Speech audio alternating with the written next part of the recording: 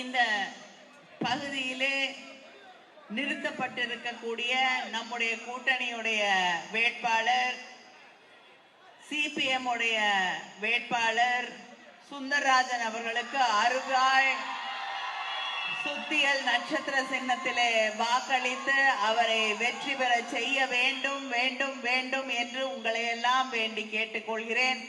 உங்களுக்கெல்லாம் பழக்கமான வேட்பாளர், இந்த பகுதியில் இருக்கக்கூடிய மக்களோடு பழகி இருக்கக்கூடிய வேட்பாளர், முக்கியமாக தொழிலாளர்களுடைய உரிமைகளுக்காக குரல் கொடுத்து கொண்டிருக்கக்கூடிய வேட்பாளர், நம்முடைய வேட்பாளர் சுந்தரராஜன் அவர்களுக்கு வாக்களித்து அவரை வெற்றி பெற செய்ய வேண்டும் என்று உங்களை எல்லாம் நான் வேண்டி கேட்டுக்கொள்கிறேன். நாம் நம்முடைய கூட்டணி மக்களை சந்தித்து எங்களுக்கு வாக்களியுங்கள், எங்களுடைய கூட்டணியிலே இருக்கக்கூடிய வேட்பாளர்களுக்கு வாக்களியுங்கள் என்று கேட்கும் பொழுது நாம் அத்தனை பேருமே தலை நிமிர்ந்து தெளிவோடு மக்களை சந்தித்து வாக்கு கேட்கிறோம். ஏனென்றால் மக்களுக்கு கொடுத்திருக்கக்கூடிய வாக்குறுதிகளை எல்லாம் எங்களுடைய முதலமைச்சர் அவர்கள் நிறைவேற்றி தந்திருக்கிறார்கள் என்ற அந்த பெருமையோடு வந்து வாக்கு கேட்கிறோம். முதலமைச்சர் தலைவர் கலைஞர் அவர்கள் எப்படி ஒரு தேர்தலிலே இலவச தொலைக்காட்சி பெட்டி தருகிறேன் என்று வாக்குறுதி அளித்தார்களோ அப்பொழுது எல்லாருமே முடியாதுன்னு சொன்னாங்க. ஆனா அந்த தொலைக்காட்சி பெட்டியை மக்களுக்காக தந்து தன்னுடைய வாக்குறுதியை நிறைவேற்றி காட்டியது தலைவர் கலைஞர் அவர்கள். நிறைய பகுதியில போய் அந்த டிவி இன்னும் வேலை செய்தான்னு கேட்டா 30 வருஷம் ஆக போகுது, ஆனாலும் அந்த டிவி வேலை செய்யுதுங்கிறாங்க. அதுக்கு பிறகு நம்ம எல்லாம் ஏதோ பிளாட் டிவி அது இதுன்னு வாங்குறோம், 3 வருஷம் வேலை செய்ய மாட்டேங்குது. ஆனா தலைவர் கலைஞர் அவர்கள் கொடுத்த டிவி 30 வருஷமா வேலை செய்யுது. அவர் எப்படி ஒவ்வொருத்தருடைய மனசுலயும் தமிழ்நாட்டுல இருக்காரோ அதே போல அத்தனை பேர் வீட்டிலையும் அவர் கொடுத்த வண்ண தொலைக்காட்சி பெட்டி இன்னும் பயன்பாட்டிலே இருக்கிறது.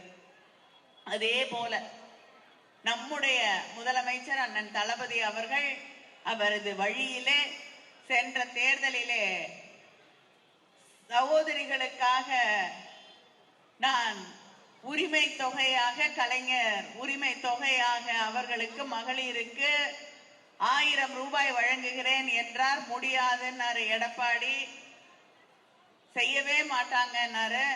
ஆனா அதை செய்து காட்டியது திராவிட முன்னேற்ற கழக அரசு. இன்னைக்கு கிட்டத்தட்ட 1,31,00,000 சகோதரிகள் அந்த மகளிர் உரிமை தொகையை பெற்றுக் கொண்டிருக்கிறார்கள். மறுபடியும் ஆட்சிக்கு வரப்போறது நம்ம தான், எந்த சந்தேகமும் இல்லை. மறுபடியும் ஆட்சிக்கு வந்த உடனே எவ்வளவு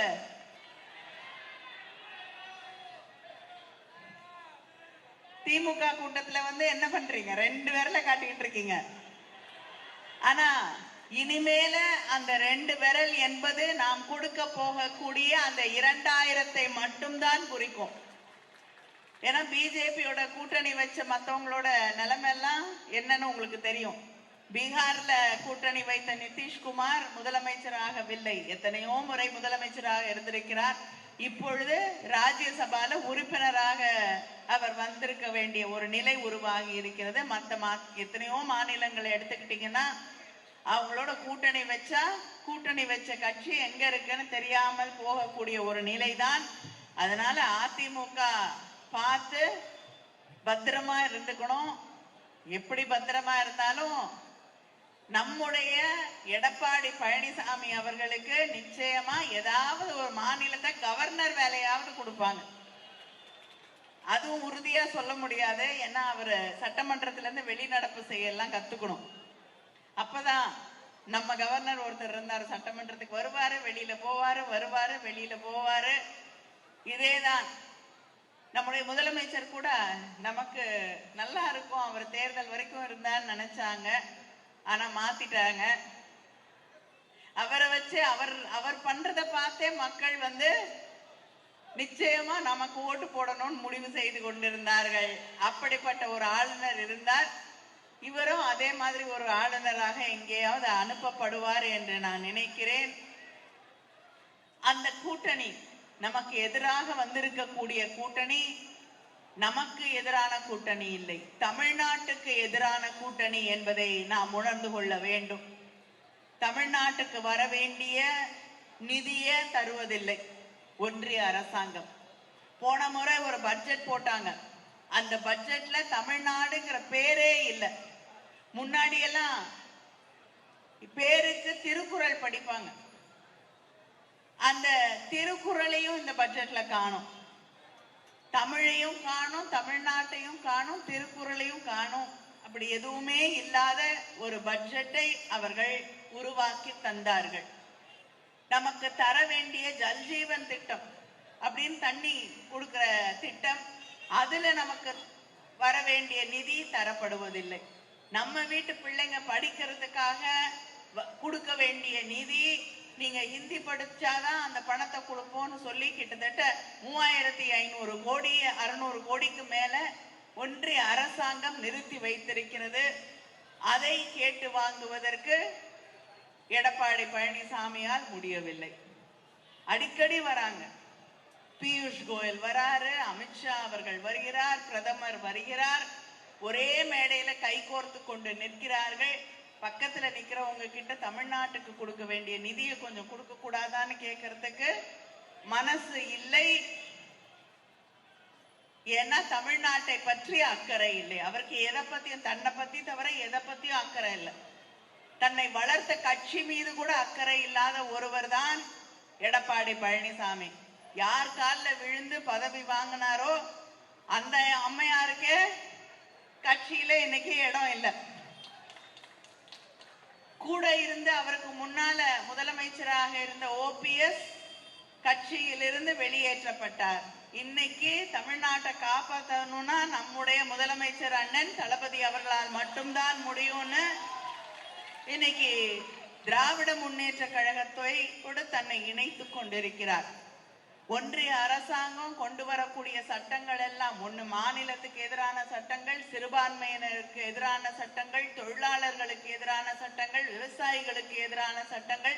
அதை எதிர்த்து கேள்வி கேட்பது நம்முடைய கூட்டணி தான். ஆனா எதையும் கேட்காம கை கட்டிக்கிட்டே நிக்கக்கூடிய ஒருத்தர் தான் எடப்பாடி பழனிசாமி. அவருக்கு பயம். ஏன்னா பிஜேபி எதிர்த்து கேள்வி கேட்டா கேஸ் போடுவாங்க. இன்கம் டாக்ஸ், சிபிஐ, இடி, டெல்லியில ஐஸ்ன்னு சொல்லுவாங்க, எதிர்த்தா ஐஸ் வைப்பாங்கன்னு சொல்லுவாங்க. அதாவது இன்கம் டாக்ஸ் வரும், சிபிஐ வரும், இடி வரும். நம்ம எதிர்த்து நிற்போம். ஆனா எடப்பாடி பழனிசாமி நிக்க மாட்டார். பிஜேபி பெரிய வாஷிங் மெஷின் வச்சிருக்குது. கூட்டணிக்கு போனீங்கன்னா அந்த வாஷிங் மெஷின்ல தூக்கி போட்டு துவைச்சு ஓரளவுக்கு வெள்ளையா வெளியில எடுத்துருவாங்க. அவங்க கட்சியில சேர்ந்தீங்கன்னா முழுசா துவைச்சு வெளியில எடுத்து காய வச்சு சுத்தமாயிட்டேன்னு வச்சுக்குவாங்க. அதுதான் பிஜேபியோட வாஷிங் மெஷின். இவங்க ஃப்ரிட்ஜ் கொடுக்குறேன்னு சொன்னதுக்கு பதிலாக வாஷிங் மெஷின் கொடுக்குறேன்னு சொல்லியிருக்கலாம், அதுதான் சரியா இருந்திருக்கும். ஆனா நம்முடைய முதலமைச்சர் அவர்கள், உங்க வீட்டுல ஃப்ரிட்ஜ் இருக்கா, திருப்பி ஒரு ஃப்ரிட்ஜ் கொடுத்தா பயன் இல்லை. அதனாலதான் உங்கள் வீட்டில் எது இல்லையோ வாங்கி கொள்ளுங்கள் என்று 8000 ரூபாய்க்கு கூப்பன் கொடுக்கிறேன். ஃப்ரிட்ஜ் இல்லையா ஃப்ரிட்ஜ் வாங்கிக்கோங்க, இல்லையா வாஷிங் மெஷின் வாங்குங்க, இல்லையா கிரைண்டர் வாங்குங்க. உங்களுக்கு எது தேவை என்று நினைக்கிறீர்களோ அதை வாங்கி கொள்ளுங்கள். சாய்ஸ் இஸ் யோர்ஸ் என்று சொல்லக்கூடிய முதலமைச்சர் நம்முடைய முதலமைச்சர் அவர்கள். எடப்பாடி தேர்தல் அறிக்கையில சொன்னாரு, அதிமுக தேர்தல் அறிக்கையில சொன்னாங்க செல்போன் கொடுக்குறேன்னு. யாருக்குமே செல்போனை பத்தி ஞாபகம் இல்லைல்ல? தேர்தல் அறிக்கையில 27வது பக்கத்துல அதிமுக தேர்தல் அறிக்கையில. ஏன்னா ஏன் படிச்சேன்னு கேட்காதீங்க, காப்பி அடிக்கிறோம்னு சொல்றாங்க. அதனால திருப்பி தேர்தல் அறிக்கை வந்த பிறகு போய் படிச்சா அவங்க போன தேர்தல் அறிக்கையில 27வது பக்கத்துல சொல்லியிருக்காங்க, செல்போன் இலவசமாக செல்போன் கொடுக்குறேன். இந்த கூட்டத்துல செல்போன் வாங்கினவங்க யாராவது இருக்கீங்களா? வாங்கினவங்களை தெரிஞ்சவங்க யாராவது இருக்கீங்களா? நான் தமிழ்நாட்டுல போற எல்லா ஊர்லயும் கேட்கிறேன். உங்களுக்கு தெரியுமா? தெரியல. யாருக்கும் செல்போன் வாங்கினவங்கள தெரியல. அதனால 0 தான். தேர்தல் வாக்குறுதியை 1% கூட நிறைவேற்றாத பெருமை இருக்குன்னா அது எடப்பாடி பழனிசாமிக்கு தான். தேர்தல் வாக்குறுதிகளை எல்லாவற்றையும் நிறைவேற்றிய பெருமை இருக்கிறது என்றால் நம்முடைய முதலமைச்சர் அண்ணன் தளபதி அவர்களுக்கு தான் அந்த பெருமை இருக்கிறது. விடியல் பயணம். இங்க இருக்கக்கூடிய சகோதரிகள் மாதம் கிட்டத்தட்ட 800 இருந்து 1000 ரூபாய் ஒவ்வொரு மாதமும் சேமிக்கக்கூடிய அளவிற்கு கட்டணம் இல்லா பேருந்து பயணம். அது மட்டும் இல்லாமல் நம்ம வீட்டு பிள்ளைங்க கல்லூரியில போய் படிக்கும் போது அவர்களுக்கு மாதம் 1000 ரூபாய் வழங்கப்படுகிறது. அவர்களுக்கு பயனுள்ளதாக இருக்க வேண்டும் என்று. அடுத்த முறை ஆட்சிக்கு வரப்போறோம். வந்த உடனே அந்த 1000 1500 உயர்த்தி வழங்கப்படும். அது மட்டும் இல்ல, இப்ப படிக்கிற மாணவர்களுக்கு கொடுத்துக்கிட்டு இருக்காரு முதலமைச்சர். அடுத்த முறை ஆட்சிக்கு வந்தவுடன் படித்து முடித்து விட்டு வேலை தேடுறாங்க இல்லையா பிள்ளைங்க, ஒரு 6 மாசமாவது ஆகும் வேலை கிடைக்கிறதுக்கு. வேலை கிடைக்கிறதுக்கு உங்களுக்கு பயிற்சி வழங்கப்படும். அந்த பயிற்சி வழங்கக்கூடிய அந்த நேரத்துல 6 மாசத்துக்கு உங்களுக்கு 1500 ரூபாய் ஒவ்வொரு மாதமும் வழங்கப்படும். லேப்டாப் கொடுத்துக்கிட்டு இருந்த லேப்டாப்பை நிறுத்துற பெருமை எடப்பாடி பழனிசாமிக்கு உண்டு. அந்த லேப்டாப்புகளை மறுபடியும் கொடுக்க துவங்கி இருக்கிறது நம்முடைய முதலமைச்சர் அண்ணன் தளபதி அவர்கள். மறுபடியும் ஆட்சிக்கு வந்தவுடன் 35 லட்சம் மாணவர்களுக்கு மாணவியருக்கு மடிக்கணினி இலவசமாக லேப்டாப்புகள் வழங்கப்படும். சுய உதவி குழுக்களிலே இருக்கக்கூடிய சகோதரிகளுக்கு எந்தவித பிடித்தமும் இல்லாமல், எந்தவித இதுக்கு எங்களுக்கு அடமானமா வீட்டை கொடு, நகையை கொடு, அதை கொடு, இதை கொடுன்னு எதையும் கேட்காம அவர்களுக்கு கடனாக மானியமாக இரண்டும் சேர்த்து அவங்க சுய தொழில் தொடங்குவதற்கு 5 லட்சம் ரூபாய் வரை கடன் வழங்கப்படும் என்று நம்முடைய முதலமைச்சர் அவர்கள் அறிவித்திருக்கிறார்கள். இப்படி ஒவ்வொருவருக்கும் பயனளிக்கக்கூடிய வகையிலே ஒவ்வொருவருக்காகவும் சிந்தித்து நம்முடைய வீட்டு பிள்ளைகள் பள்ளிக்கூடத்துல போய் படிக்கிறார்கள். படிக்கக்கூடிய அந்த பிள்ளைகளுக்கு காலை உணவு திட்டத்தை தந்து கொண்டிருப்பது திராவிட முன்னேற்ற கழக ஆட்சி. ஆட்சிக்கு வந்தவுடன் மறுபடியும் 8வது வகுப்பு வரை அந்த திட்டம் நீட்டித்து தரப்படும். இன்னும் கொஞ்ச நாள் ஆனா முதலமைச்சர் அவர்கள் 12வது வரைக்கும் கூட அதை கொண்டு வந்து விடுவார்கள். இப்படி எல்லாருக்குமான ஆட்சியை நடத்தி கொண்டிருக்கக்கூடிய நம்முடைய முதலமைச்சர் அவர்கள் ஒரே ஒரு உதாரணம், நான் முதல்வன் திட்டம். அந்த திட்டத்தின் வழியாக மக்கள் நிறைய பேர் கோவையில தென் மாவட்டங்களை சார்ந்த ஒரு சகோதரி இன்பா என்ற ஒரு சகோதரி நான் முதல்வன் திட்டத்தின் வழியாக படித்து ஐபிஎஸ் பரீட்சை எழுதி இன்னைக்கு ஏஎஸ்பி ட்ரெயினிங்ல இருக்காங்க.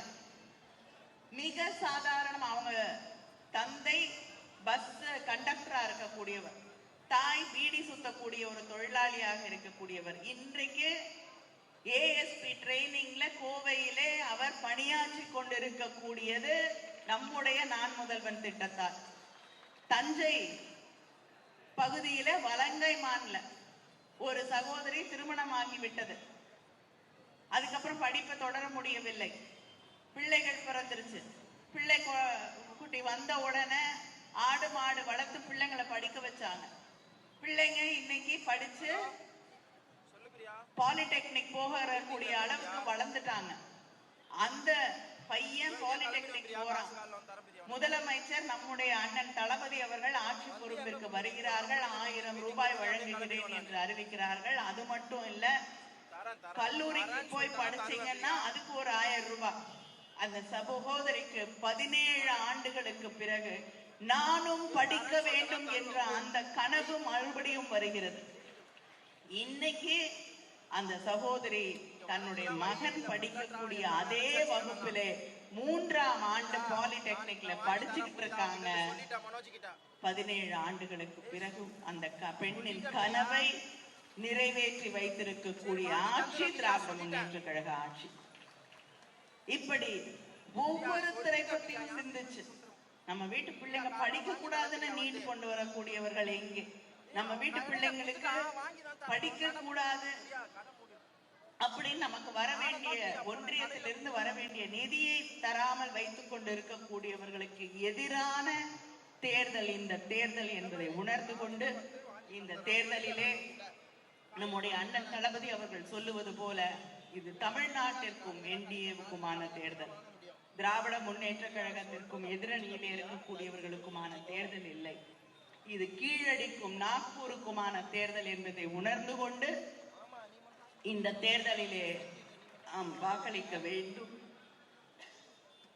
இந்த தேர்தலிலே நாம் வாக்களிக்க வேண்டும். மறவாதீர்கள், இந்த தொகுதியிலே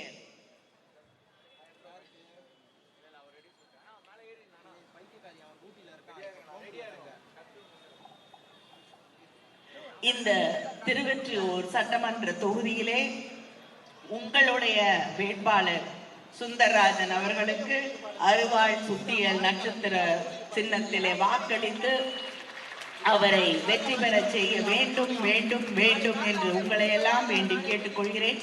நன்றி, வணக்கம்.